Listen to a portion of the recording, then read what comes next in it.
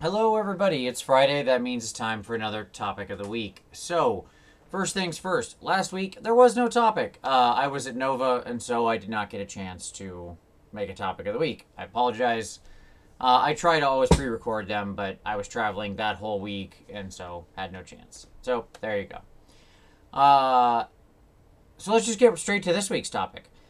So, I found myself finishing up a sort of paint pack for tournaments that I was working on, a little document for a community project. And today, Uncle Adam put out a video basically saying, don't assemble your miniatures all the way, because not only does it help you with painting them, and I'm a big fan of sub assemblies, but also because then it sort of removes an incentive to when you have them pre-assembled, and then you can play them before you paint them. And if you make yourself wait, if you don't assemble until you're painting it, if you go one unit at a time, or you leave them in sub-assemblies or whatever, basically if they're in a sort of non-playable state, you're more encouraged and incentivized to then complete the paint job and get a painted army on the table. And I think that having a painted army on the table is pretty important. I think we underestimate how valuable it is to our opponents' enjoyment of the game. It's certainly something you're doing for them as well as yourself, but also to, if you're playing in a game store, to other people who walk by. Somebody who's not interested in the hobby who walks by and sees two big gray armies fighting each other probably isn't that interested. But to people who don't normally paint models, almost any level of paint job on a model is actually pretty cool and impressive, and can really resonate with people.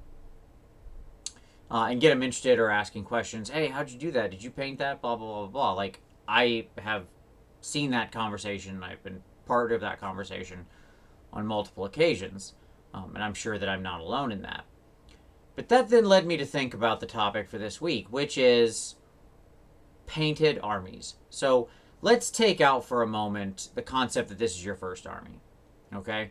If you're new and this is your very first army and you're not in like a slow grow league, then it seems like go ahead and assemble it. Just get it on the table. You got to have something to play with.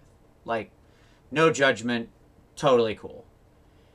If this is like your fifth army or sixth army or 10th army, do you really need to pre-assemble and roll more gray plastic? Or does there come a point where you should be saying, I'm not going to play this army until it's painted? Is that something that you should be aiming at and using not assembling it as a further incentive for yourself?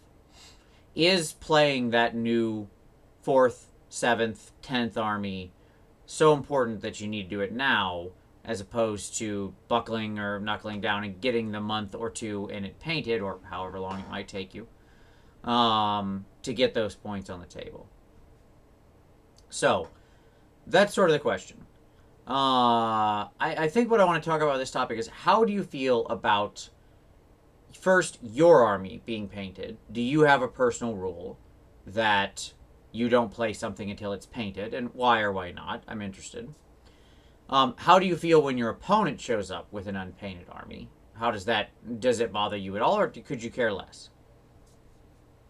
So I think that's interesting. And then probably the third element is, if you go to a tournament, and let's leave out like one dayers at your local store here. Let's assume we're at least something like a GT of some kind. So 2 days, probably 5 games, let's say 30 to 100 people or plus, whatever, somewhere in that range, okay? If you're participating in something like that, do you expect to see all of the armies painted? Do you like to have some kind of incentive or penalty, or just a hard rule that says you got to have painted models? How do you feel about that? I thought that would be an interesting topic this week, since it seems to be in the air, and I am really looking forward to the discussion on this one. Like I said, I'm finishing up a pack right now that we're going to make available to TOs that has to do with painting, and so my particular portion that I'm working on is around paint rules and paint judging and scoring and things like that. So I very much welcome thoughts on this. I'm interested to see how the community feels about this. So post those thoughts down below, or, of course, make a response video. As always, those response videos will be linked down below. always happy to go and see people producing more videos that I get to watch. It's a selfish thing, but I love it. So I'll link those down there so you can always come back to this video and watch all of those.